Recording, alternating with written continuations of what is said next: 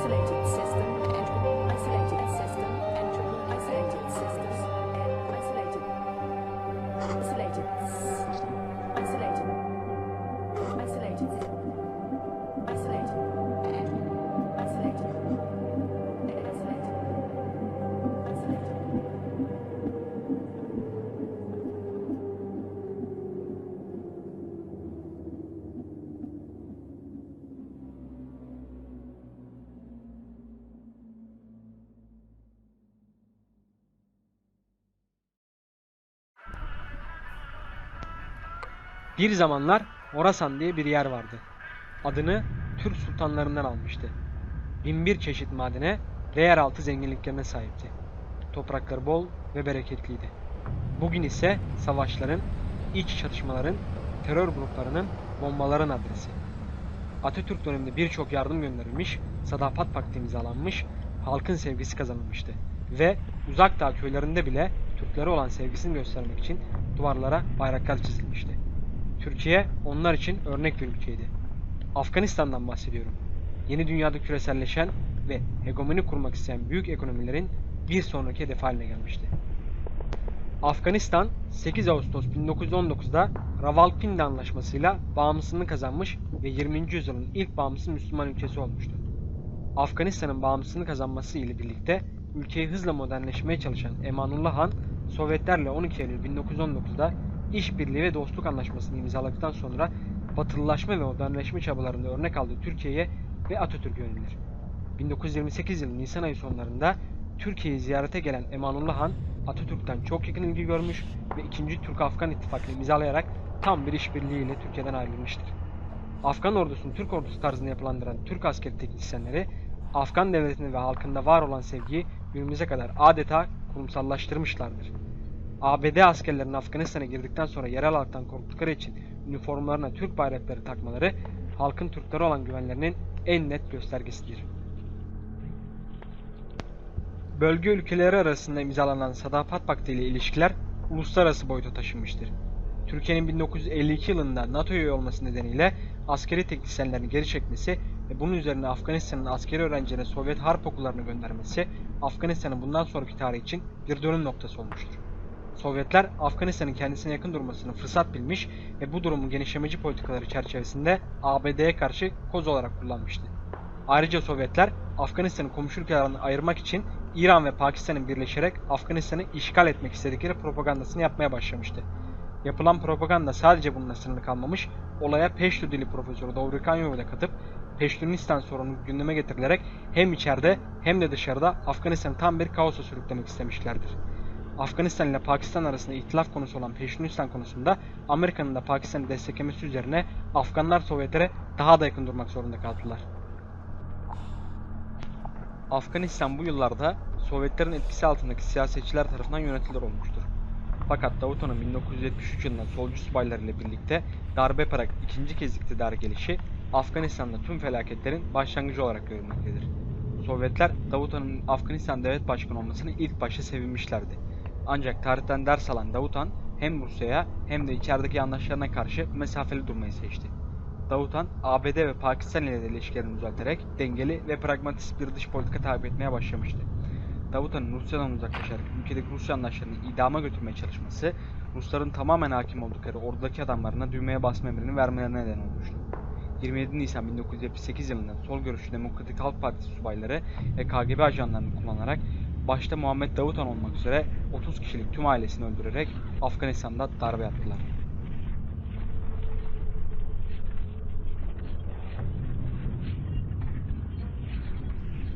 Aynı dönemde muhafazakar ve İslamcı bazı aşiret liderleri sosyal değişim sürecine karşı kırsal kesimlerde silahlı mücadele başlatmışlardı. 1979'da ise Kabil'de sol kanat liderleri Hafızullah Emin ve Nur Muhammed Terakki arasındaki iktidar mücadelesini Emin kazandı. Fakat Emin de Sovyetlerin istediği gibi çıkmamıştı. Bununla birlikte kırsal kesimdeki ayaklanmalar sürdü ve Afgan ordusu dağılma noktasına geldi. Sovyetler Birliği Emin'in devrilmesi amacıyla askerlerini ülkeye gönderdi ve yakalanan Emin idam edildi. Sovyetler Birliği'nin Afganistan'da işgali ve güneye doğru ilerleyişi ABD yönetim açısından oldukça sıkıntı vericiydi. Bunun üzerine ABD kendi istihbaratı CIA ve Pakistan istihbaratı aracılığıyla mücahit gruplara silah ve lojistik destek verdi. Böylece tıpkı 19. yüzyılda olduğu gibi Afganistan toprakları iki büyük güç arasında rekabetin çatışmaya dönüştüğü bir alan haline geldi.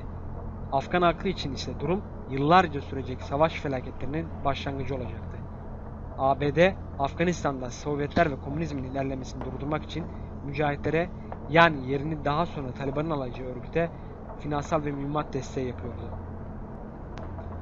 1979 senesinin sonlarında Batı sermayesi tarafından sanayileştirilen ve tüm yatırımını askeri sanayi üzerine yapan Sovyetler Afganistan'ı işgal etmeye başladı. Afganistan'da destek almak için yılana sarılmış ve ABD'den yardım istemişti. Tarihin görsel bir kanıtı olan şu kısacık video birçok şeyin sembolik de olsa ispatıdır.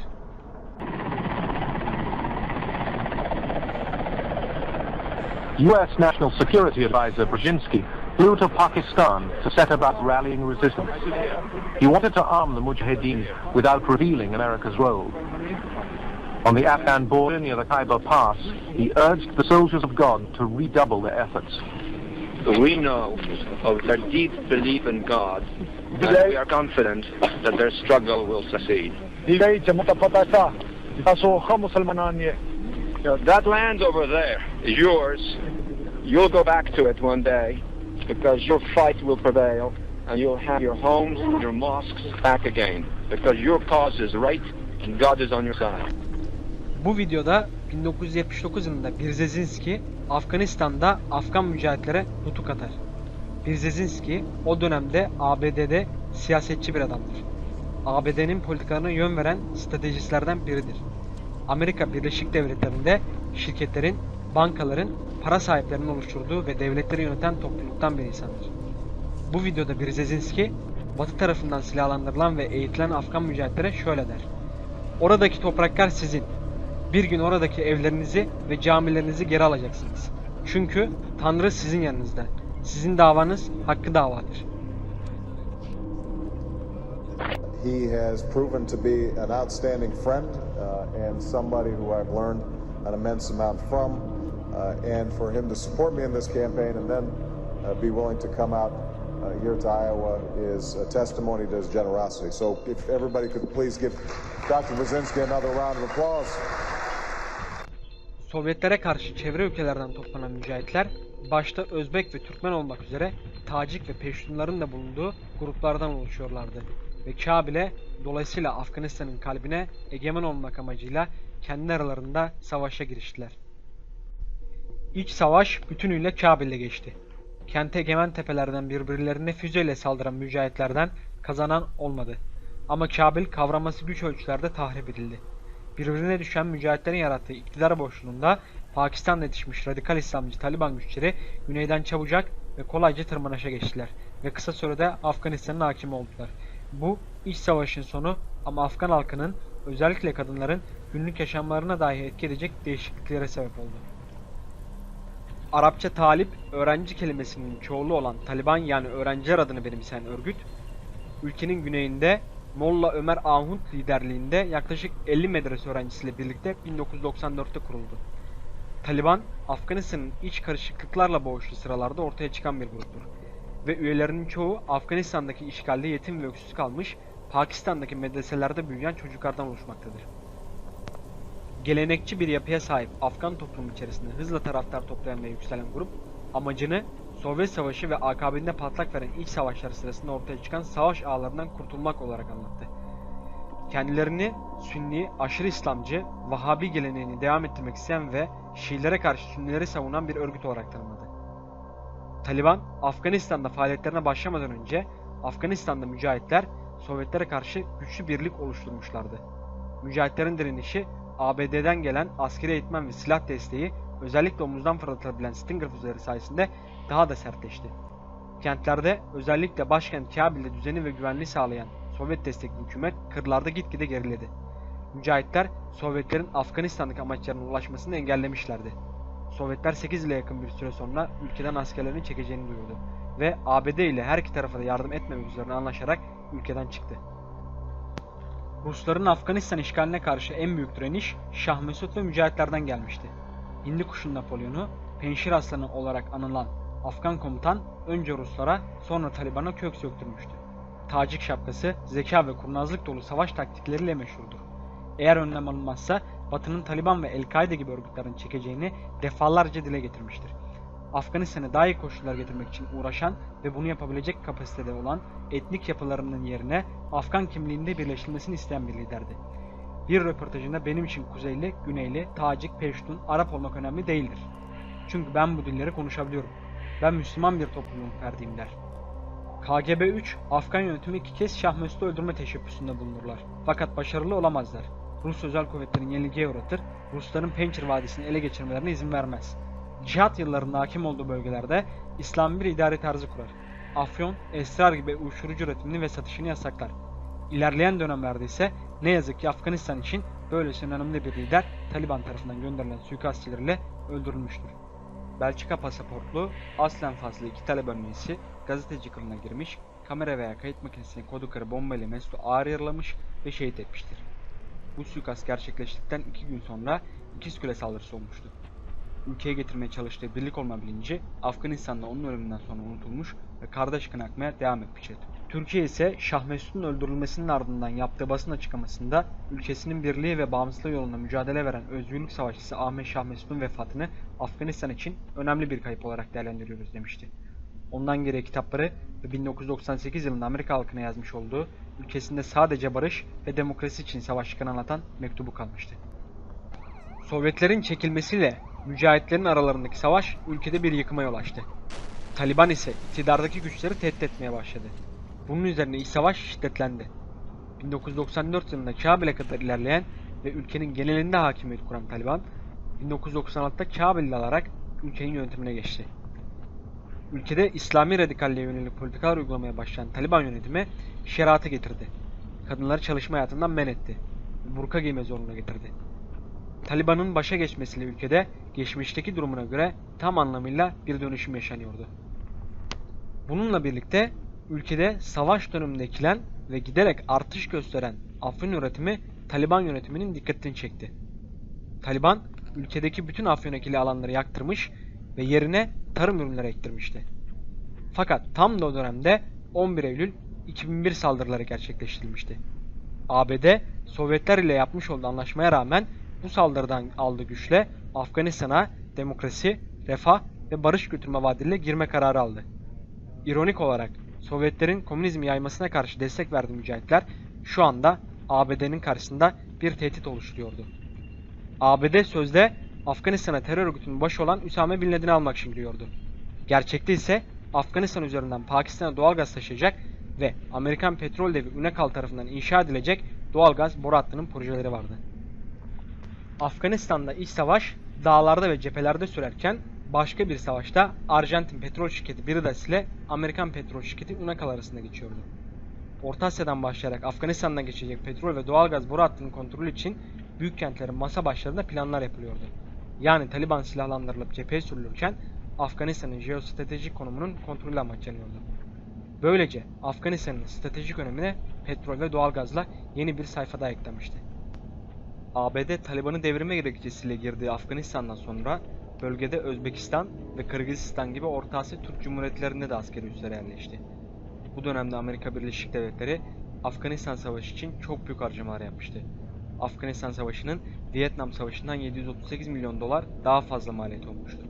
Buna rağmen önceki savaşların aksine Amerikan aileleri bu savaştan çok etkilenmedi. Vietnam ve 2. Dünya Savaşı'nın aksine asker alma ve savaşın maliyetini karşılamak için vergi uygulamaları yapılmadı. Aynı zamanda ABD bunca ekonomik ve askeri harcamalara rağmen sahada pek bir başarı kazanamadı. Nitekim ABD'nin istediği de sahada bir başarı kazanmak değildi.